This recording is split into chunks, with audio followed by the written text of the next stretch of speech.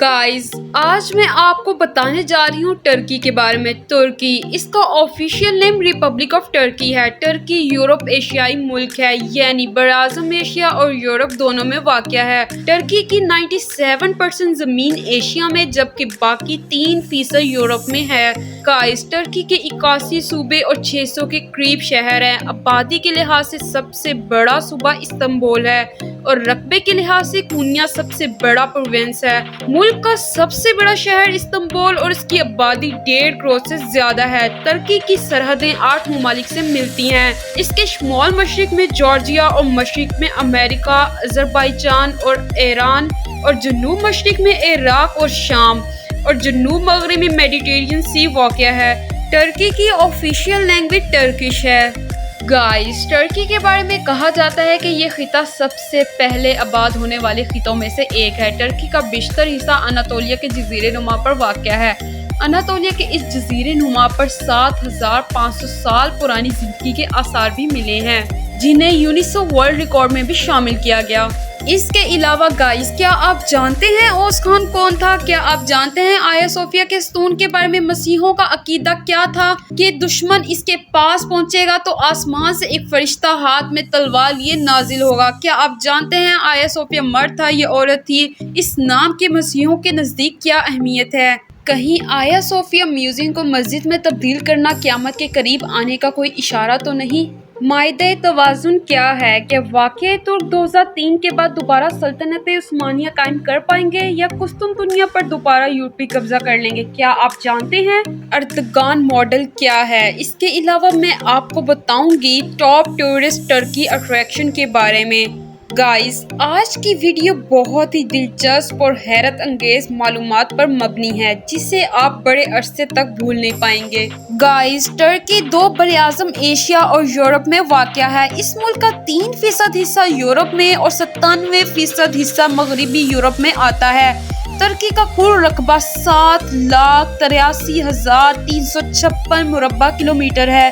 یہ ملک اپنے رقبے کے اعتبار سے دنیا کا 36واں بڑا ملک ہے۔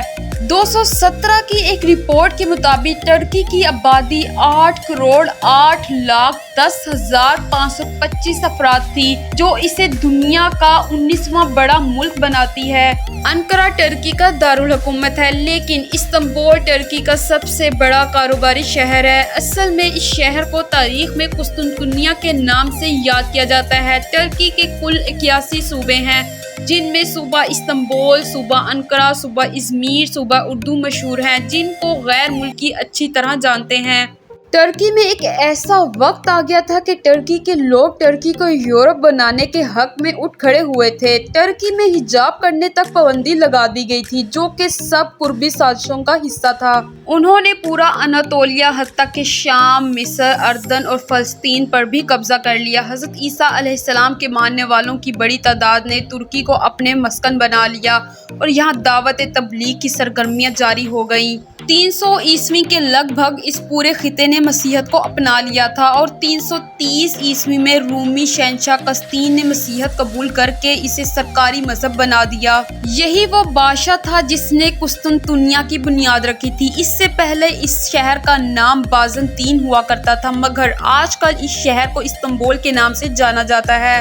ترک کے بعض علاقوں میں رومی سلطنت 330 عیسوی سے لے کر 1453 عیسوی تک قائم رہی، مگر بعض علاقوں میں جن میں شام اور ترکی کے مشرقی حصے تھے، انہیں مسلمان کی جانب سے فتح کر لیا گیا تھا۔ مشرقی اور وسطی اناطولیہ پر سلجوقی سلطنت قائم تھی، جبکہ مغرب میں رومی سلطنت قائم تھی۔ سلجوقی سلطنت کے زوال پر ان کی باقیادت میں سے عثمانیوں نے جنم لیا اور یہاں عثمانی سلطنت کی بنیاد رکھی۔ وسطی ایشیائی سے آئے مسلمانوں نے اس سلطنت کو وہ 4 چاند لگائے کہ اس سے مسلمان کی سب سے بڑی سلطنت بنا دیا۔ سلطنت عثمانیہ کا صحیح دور 613 سال کا تھا۔ 16 اور 17 صدی میں عثمان سلطنت دنیا کی سب سے طاقتور سلطنت تھی۔ اپنے زوال کے وقت سلطنت عثمانیہ نے پہلی جنگ عظیم میں جرمنی کا ساتھ دیا، جرمنی کی ناکامی کے بعد معاہدہ کیا گیا جس کی ترکوں نے خوب مخالفت کی۔ فتح پانے والے ممالکوں نے اس سلطنت کو ٹکڑوں میں تقسیم کرتے ہوئے اس سلطنت پر قابض ہونے لگے۔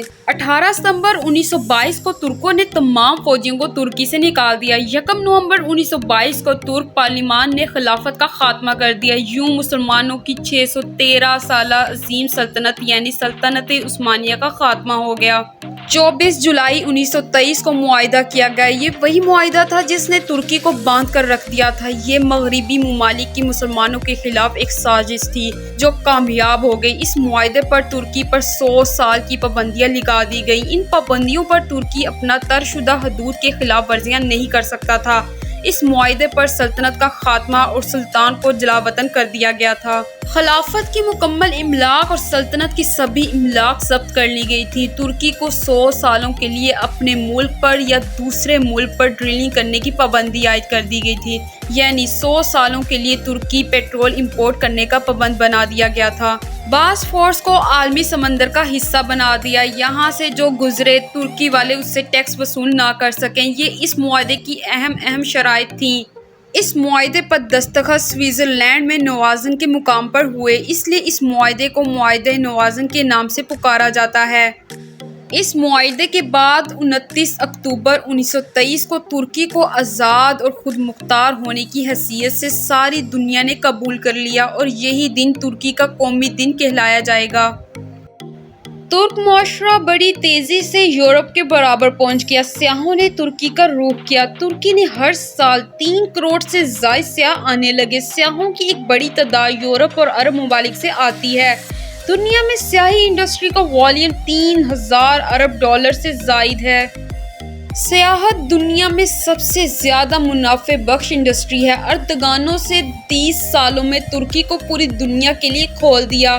آج آرمینیا کی سرحد سے ایران کی سرحد، یورپ کی سرحدوں سے لے کر بلیک سی تک پورے ترکی کو دیکھ لیں، آپ کو ہر شہر میں سیاحوں کے جھنڈ ملیں گے اور ترکی دنیا کے 10 بڑے ٹورسٹ ملکوں کی فہرست میں شامل ہے۔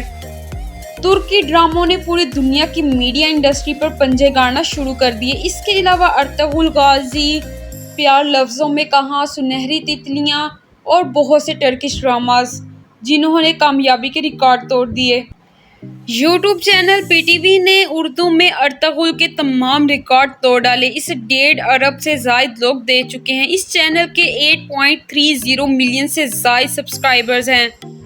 طیب ارتگان کا اپنے ڈراموں کے بارے میں یہ کہنا ہے کہ جب تک شعر اپنی تاریخ خود نہیں لکھے گا تب تک اس کے شکاری ہیرو بناتے جائیں گے۔ طیب ارتگان کا اگلا ٹارگٹ اسلامی تشخص کی بیداری ہے۔ صوفی رقص اور تبلیغ کی اجازت دے دی گئی۔ اسکولوں میں عربی رسم و لحاظ کا متعارف کرایا گیا۔ ملک میں شراب نوشی محدود ہوتی چلی گئی۔ پردے، حجاب، برقعے اور داڑھی سے پابندی ہٹائی گئی۔ مدارس بحال ہو گئے۔ ملک بھر کی مساجد آباد کر دی گئیں۔ پوری دنیا اس وقت ہل گئی جب آیا صوفیہ میوزیم کی 85 سال بعد دوبارہ مسجد کی حیثیت بحال کر دی گئی۔ آیا صوفیہ کے بارے میں مزید جاننے کے لیے ہمیں تاریخ میں دیکھنا پڑے گا۔ گائز، اس کی تاریخ بہت پرانی ہے۔ بحر اسود کی پانی کی تہہ میں آبادی کے آثار ملے۔ ماہرین کے مطابق سیدنا نوح علیہ السلام کے طوفان کا کارنامہ بھی یہی ہے۔ ممکن ہے اس طوفان کے باعث بحر اسود کی تہہ بلند ہوئی اور نوح علیہ السلام کی پوری قوم بحر اسود میں غرق ہو گئی۔ جب حضرت نوح علیہ السلام کا بیٹا مرنے لگا تو اس نے اپنے ترک کو اپنا جانشین مقرر کیا۔ ترکی کی 188% آبادی زراعت سے وابستہ ہے، 26.8% انڈسٹری سے وابستہ ہے، جبکہ 155% آبادی سرکاری اور غیر سرکاری اداروں میں ملازمت اختیار کیے ہوئے ہے۔ Textile, food processing, electronics, tourism, steel اور کنسٹرکشن ترکی کی معیشت کو دن دگنی اور رات چگنی ترقی دینے والے انڈسٹریز ہیں۔ ترکی سے سیاحت کو اپنے ملک میں لانے کے لیے بہت سے اصلاحات کی ہیں۔ یہ طیب رجب ارطغان کی پالیسیوں کا ہی نتیجہ ہے کہ جو کروڑوں لوگ ترقی کا سفر کر رہے ہیں۔ ترقی پر 2019 میں 3 کروڑ 17 لاکھ لوگوں نے سفر کیا تھا، جس سے آپ اندازہ لگا سکتے ہیں کہ ترکی کو کتنا فائدہ ہوا ہوگا۔ ترکی سے لے کر سینٹرل ایشیا کی تمام اقوام ترک بن یافس کی نسل سے ہیں اور اس کی نسل میں کارخان کے گھر اوزخان کی ولادت ہوئی۔ ترکوں میں اوس خان کو انتہائی باعزت مقام حاصل ہے۔ ترک تاریخ دانوں کے مطابق اوس خان پیدا ہوتے ہی بولنے لگا تھا اور اس نے اپنی ماں کا دودھ پینے سے انکار کر دیا۔ اس نے پیدا ہوتے ہی گھوڑی کا دودھ اور گوشت مانگا۔ جب اوس خان جوان ہوا تو اس وقت ڈریگن نماد جانور کو مار کر کھا جاتا تھا۔ ترک اس سے بہت زیادہ خوفزدہ تھے۔ اوس خان کی کوششوں سے بکھرے ہوئے ترک قبائل بھی اکٹھے ہو گئے۔ اوس خان کے 12 بیٹے تھے جن سے یہ 12 قبیلے بنے۔ ان میں ایک کائی قبیلہ تھا۔ تاریخ میں آگے جا کر اسی قبیلے کے سردار ارطغرل غازی کے بیٹے عثمان نے سلطنت عثمانیہ کی بنیاد رکھی۔ کانسی کا زمانہ یہاں طویل عرصے تک یونانیوں کی سلطنت رہی۔ اس سلطنت کے کچھ عرصے بعد رومیوں نے اسے روم کا حصہ بنا دیا۔ اسی دور میں سیدنا عیسیٰ علیہ السلام کی ولادت ہوئی۔ جانب عیسیٰ علیہ السلام پر گنتی کے چند لوگ ایمان لائے۔ یہودیوں نے عیسیٰ علیہ السلام پر بغاوت کا الزام لگایا۔ اللہ نے عیسیٰ علیہ السلام کو آسمان پر زندہ اٹھا لیا۔ حضرت مریم حضرت عیسیٰ کے اٹھائے جانے کے بعد ترک شفٹ ہو گئیں۔ آپ کا گھر آج تک ترکی میں موجود ہے۔ مصطفیٰ کمال پاشا، جنہیں بعد میں اتا ترک کا خطاب ملا، جس کے معنی ہے ترکوں کا باپ، اس بندے نے ترکی کو برطانیہ، فرانس اور دیگر ممالک کے قبضے میں جانے سے روکا تھا۔ دوسری جنگ عظیم میں ترکی تقریباً غیر جانبدار رہا، لیکن جنگ عظیم دوم کے بعد میں ہونے والے امریکہ اور سعودی یونین کی سرحدی جنگ میں ترکی نے امریکہ اور اس کے رومیوں کا ساتھ دیا، جس کے بدلے میں ترکی کی امداد کی جاتی رہی۔ جولائی 1979 کے قبض میں ترک مسلمانوں پر مسیحی آبادی کی جانب سے مظالم شروع ہو گئے، جس کے نتیجے میں ترک جمہوری شمالیہ قبرص قائم ہو گئی، جسے اب تک ترک کے علاوہ دنیا کے کسی اور ممالک میں نہیں مانا جاتا۔ اس کے علاوہ آیا صوفیہ کون تھی؟ یہ اٹلی کی رہنے والی مومنہ نورانی خاتون تھی۔ صوفیہ اور اس کی 3 بیٹوں کو رومی بادشاہ نے دیوی کو سجدہ کرنے کا حکم دیا تھا۔ صوفیہ نے شرک کرنے سے انکار کر دیا اور حضرت عیسیٰ علیہ السلام کے رب پر ایمان لانے کا اقرار کیا۔ انکار کرنے کی وجہ سے بادشاہ نے ان کے پورے خاندان کو اذیت دے دے کر شہید کر دیا۔ آیا صوفیہ چرچ اسی مومنہ شہداء کے نام پر بنایا گیا ہے۔ جیسے جیسے وقت گزرا، مسیح فرقہ پرستی کی آگ میں جلنے لگے۔ آخر 5ویں صدی میں دنیا 2 فرقوں پرستی میں تقسیم ہو گئی۔ آیا صوفیہ گزشتہ استنبول اتاترک ایئرپورٹ دنیا کا سب سے بڑا ایئرپورٹ تصور کیا جاتا ہے؟ تو گائز، کیسے لگی آج کی یہ ویڈیو کمنٹس باکس میں لازمی بتائیں اور اپنا فیڈ بیک دینا مت بھولیں۔ مزید ویڈیوز دیکھنے کے لیے میرے چینل کو سبسکرائب کریں اور ساتھ دیے گئے بیل آئیکن کو پریس کریں تاکہ نیو ویڈیوز کا نوٹیفیکیشن آپ کو بر وقت ملتا رہے۔